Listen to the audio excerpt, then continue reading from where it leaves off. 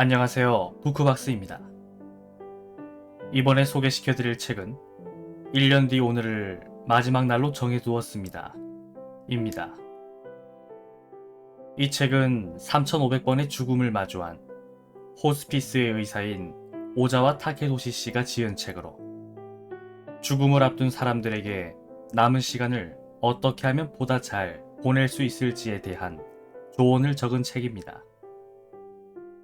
작가님은 일본의 현직 의사로서 25년 동안 많은 환자들을 돌본 호스피스 전문의입니다. 작가님께선 한 명이라도 더 많은 사람이 좋은 삶을 살았다는 마음으로 마지막을 맞이하길 바라며 최선을 다하고 계시며 그런 경험을 토대로 책을 썼습니다. 여러분은 앞으로 자신에게 시간이 1년밖에 남지 않았다고 가정을 한다면 무엇을 하실 건가요? 사랑하는 연인과 시간을 보내거나, 가족과 함께 시간을 보내거나, 자신이 좋아하는 음식을 먹으러 여행을 떠난다거나, 아니면 자신의 취미를 더욱이 즐기는 방법도 있을 겁니다. 여러분 대부분께서 하고 싶어 하는 일이 많이 남아있을 것입니다. 인생의 마지막을 설정하면 자기 자신이 무엇을 하고 싶고 무엇이 중요한지 명확하게 알 수 있습니다. 저를 포함한 대부분의 사람들은 자신의 마지막 날을 생각하지 않고 살아갑니다. 그도 그럴 게 아직까지 저희는 젊기 때문이죠. 하지만 젊다는 이유로 시간에 무덤덤해지면 미래의 우리는 반드시 후회하기 마련입니다. 이 책을 통해서 여러분들이 느긋하게 자신을 돌이켜보고 어떤 것이 진정으로 자기가 원하는 것인지 생각해보는 시간을 가지면 좋겠습니다. 이 세상을 사는 모든 사람에게 반드시 어떤 사명이 있고 모두 그저 사는 것만으로 그 사명을 다하고 있습니다. 사명은 타인과 비교해서 가치를 평가하는 것이 아닙니다. 누가 봐도 명확하게 알기 쉬울 수도 있고 좀처럼 이해하기 어려운 것도 있지만 누군가의 사명이 어떻든 그 사람밖에 할 수 없는 무언가인 것입니다. 거동이 불편해서 일을 하지 못하는 상황이더라도 사람은 존재하는 것만으로 반드시 누군가의 버팀목이 됩니다. 생명은 도움이 되기 때문에 가치가 있는 것이 아닙니다.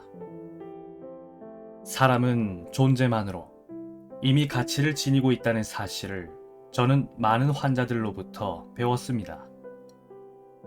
우리는 사회 안에서 활발하게 일을 하는 와중에는 알기 쉬운 사명, 이해하기 쉬운 가치와 의미에만 주목하기 쉬운데 많은 이가 인생의 마지막이라는 큰 고비가 다가오면 가치관이 완전히 바뀌어 지금까지 몰랐던 인생의 의미와 자신이 살아온 이유, 자신에게 주어진 사명을 알게 됩니다. 여러분이 내 인생에는 의미가 없어, 나에게 가치가 없어 라고 생각한다면 한 번 인생이 만약 1년 후 끝난다면 하고 가정한 후 과거를 충분히 돌아보세요. 어쩌면 다른 풍경이 보일 수도 있습니다. 혹 지금은 보이지 않더라도 여러분의 인생, 여러분의 존재는 반드시 의미와 가치가 있습니다. 그 점만큼은 부디 잊지 마시기 바랍니다. 어떻게 살아야 할지 막막할 때 어떤 기준으로 결정을 내릴 것인가? 그 방법은 사람마다 다르겠지요. 직감으로 정하는 사람도 있고 철저하게 이치를 따지는 사람도 있을 테지요. 스스로 정하지 못해 흘러가는 대로 몸을 맡기는 사람도 있고 10년 후 어떤 사람이 되고 싶은지 상상하여 그에 따라 결정하는 사람도 있습니다. 어떻게 살 것인가에만 집중하면 아무래도 지나치게 많은 것을 떠올리고 맙니다. 더 많은 돈과 더 높은 지위, 명예를 손에 넣는 데만 급급하거나 남의 눈을 필요 이상으로 신경 쓰기도 하죠. 물론 그런 것을 고려하는 일도 살아가는데 중요할지 모릅니다. 하지만 눈에 보이는 것만을 쫓거나 갖가지 속박에 얽매여 애초에 결정할 때 소홀히 할 수 없는 중요한 사항을 놓칠 우려가 있습니다. 하지만 앞으로 1년밖에 남지 않았을 때 어떻게 마지막을 맞고 싶은지를 생각하면 지금 나에게 진정으로 필요한 것과 진정으로 원하는 것만이 분명하게 떠오릅니다. 자주 듣는 진부한 표현이지만 저 세상에는 돈도 지위도 명예도 가지고 갈 수 없습니다. 머지않아 생을 마감하려는 순간에 남의 눈치를 볼 필요도 없죠. 그러한 상황에서 나에게 행복과 편안함을 주는 것은 대체 무엇일까? 인생을 돌아보며 나는 어떤 감정을 느끼고 싶은가? 혼자서 이 세상을 떠나고 싶은가? 가족에게 둘러싸여 떠나고 싶은가? 집에서 마지막을 맞고 싶은가? 병원에서 생을 마감하고 싶은가?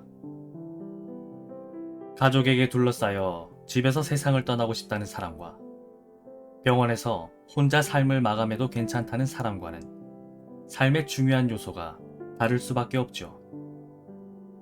이 세상을 떠나기 전에 하고 싶은 일을 해서 만족한다고 파란만장하고 재미있는 삶이었다고 생각하고 싶은지, 착실하게 살았다며 자랑스러워하고 싶은지에 따라 삶의 방식은 다를 테고, 주변 사람의 사랑 속에서 눈을 감고 싶다면 평소에 자기 자신도 주변 사람을 소중하게 여기며 살려고 할 것입니다.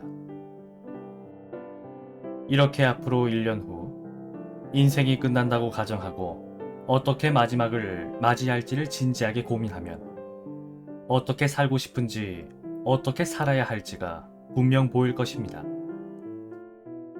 삶 속에서 갈피를 잡지 못할 때 꼭 시도해 보세요.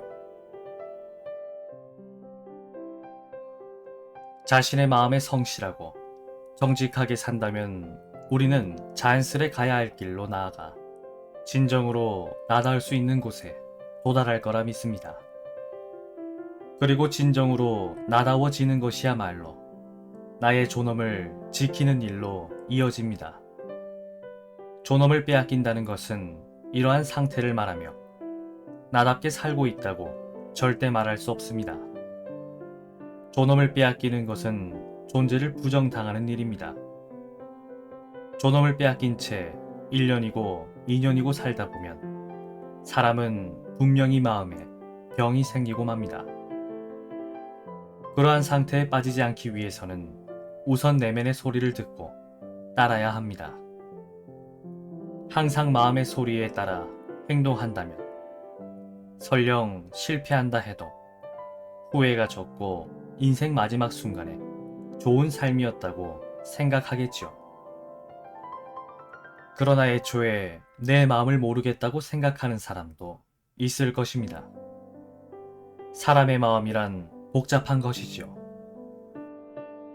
사랑과 증오, 기쁨과 슬픔 등 상반되는 감정이 엉키고 뒤얽히기도 하고, 별로 중요하지 않은 일은 척척 말하면서도 정말 중요한 일만큼은 마음 깊숙한 곳에 숨기기도 합니다. 누군가의 본심을 알기란 쉽지 않으며 자기 자신조차 내 마음을 좀처럼 알지 못하기도 하죠. 스스로 무엇을 원하는지 모르겠다면 한번 자신의 인생을 되돌아보는 것은 어떨까요? 지금까지의 인생에서 즐거웠던 일, 자신이 가장 반짝반짝하던 때의 일을 떠올리는 것만으로도 소중한 것과 지난 과거에 중요하게 여긴 일들이 마음속에 떠오를지도 모릅니다. 그렇게 하면 당장은 마음이 움직이지 않고 무엇을 원하는지 몰라도 끝내 내면의 목소리를 들을 수 있을 것입니다.